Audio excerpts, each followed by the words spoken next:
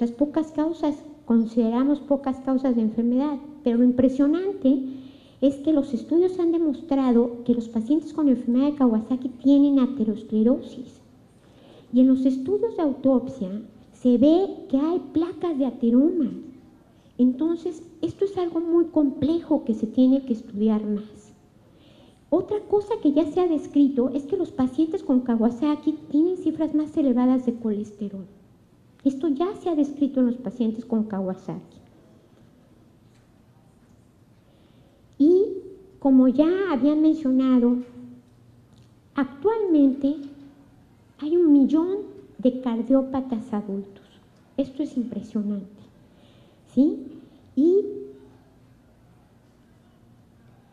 de estos pacientes, en ciertas entidades, lo mencionó usted, doctor, en una plática de estenosis aórtica, en algunos pacientes también tienen riesgo de aterosclerosis. Nosotros nos preocupamos de estas entidades por sí mismas, por otra naturaleza, porque sí pueden causar problema de isquemia por otros mecanismos. Pero lo importante de recordar es que estas 4 entidades están relacionadas con aterosclerosis. Se ha demostrado disfunciones endoteliales, cambios de depósitos de fibrina, de calcio en estas 4 entidades. La cuarta, y aparte tienen factores de comorbilidad asociados. Sabemos perfectamente que un porcentaje del 10 a 15% de los pacientes bien tratados de coartación de aorta persisten con hipertensión arterial y que tienen un problema de la reactividad vascular. Entonces, sabemos que existen problemas en estos pacientes. Asimismo, la cardiomiopatía hipertrófica, como ya se ha mencionado repetidamente, la hipertrofia es un factor de riesgo por sí mismo. Pero lo importante de recordar es la presencia de aterosclerosis en estas entidades. Todos los estudios que se han hecho en nuestro país todavía no es una realidad el trasplante cardíaco en niños. En Estados Unidos esto es un hecho y ellos ya se enfrentan a los grandes problemas. Hay un estudio del doctor Arguero reciente muy interesante donde habla de los problemas del trasplante de la enfermedad coronaria y menciona las diferentes teorías metabólicas en primer lugar, porque se sabe perfectamente que en estos pacientes que son trasplantados la mayoría de las veces por un cuadro de insuficiencia cardíaca crónica, estos pacientes siguen con un patrón neurohormonal alterado, siguen con un patrón de renina, angiotensina, aldosterona elevado, alterado y tienen la misma posibilidad de trasplante de la enfermedad coronaria. Asimismo, la teoría inmunológica, la más sustentada, y también otros factores como son, por ejemplo, la infección por citomegalovirus, que provoca una reacción inflamatoria importante que se ha relacionado. La principal complicación y muerte de los pacientes con trasplante cardíaco es la enfermedad coronaria alrededor del año y medio después de trasplante. Así que es un problema muy importante y los niños trasplantados no escapan de esta situación. Aparte, tienen una serie de medicamentos y un cambio de estilo de vida a los niños trasplantados de corazón que son factores de riesgo cardiovascular. Los pacientes con insuficiencia renal crónica también, la uremia por sí misma, la hipertrofia ventricular izquierda, con presencia de comorbilidad importante, la hipertensión sistémica de estos pacientes, tienen hipercolesterolemia, LDL elevado, triglicéridos elevados y por su problema renal tienen en el Hospital de Pediatría hay un estudio interesante de niveles elevados de homocisteína, que como ya mencionamos es un riesgo cardiovascular trombogénico.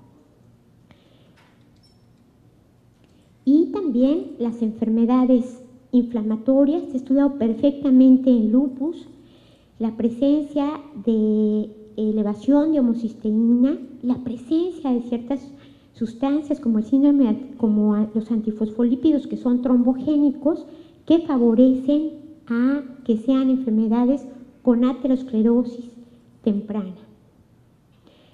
Aquí está,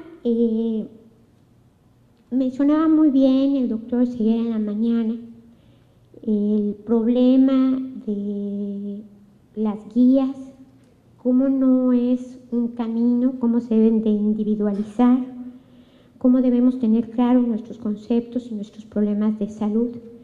Pero también, sin duda, aquí está un intento para organizar la información. Entonces, en este trabajo, lo que se trata es primero de estratificar el riesgo de nuestro paciente en alto, moderado o en riesgo. Importantísimo ver los otros factores de riesgo cardiovascular en estos niños, ¿sí? La historia familiar, si fuman, el peso, glucosa en ayuno, ¿sí? Y así vemos, por ejemplo, que un paciente con enfermedad con Kawasaki, en donde hay regresión de los aneurismas coronarios, pero con comorbilidad, entra a un riesgo elevado y debe de tener un cambio de estilo, la prevención o un tratamiento específico. Entonces, este es un artículo recomendable de revisar, muy interesante y útil, ¿no? Y como conclusiones, el aspecto más importante que yo quisiera que recordáramos es que la aterosclerosis empieza en la infancia, que es un problema de morbimortalidad muy grave, que puede prevenirse y revertirse porque cuando hay medidas de intervención se ve que mejora la histología y los estudios por medio, de una manera indirecta por los estudios de ultrasonido y de tomografía. Entonces es muy importante este aspecto. Si lo detectamos y prevenimos, esto se puede revertir. Que hay que cambiar el estilo de vida de nuestros pacientes, ¿sí? Y lo más importante es tener una conciencia y conocimiento de este grave problema de salud. Hay que cambiar el estilo de vida, ¿sí? Y esto lo dijo Pasteur, hay más filosofía y sabiduría en una botella de vino que en todos los libros. Yo creo que aquí en Ensenada no tienen problema, ¿no? Están protegidos, están con cardioprotectores perfectamente, entonces no tienen ese gran problema. Hay que comer más sano, tomar más vino, como ayer, ¿no? ¿Sí? Y muchas gracias.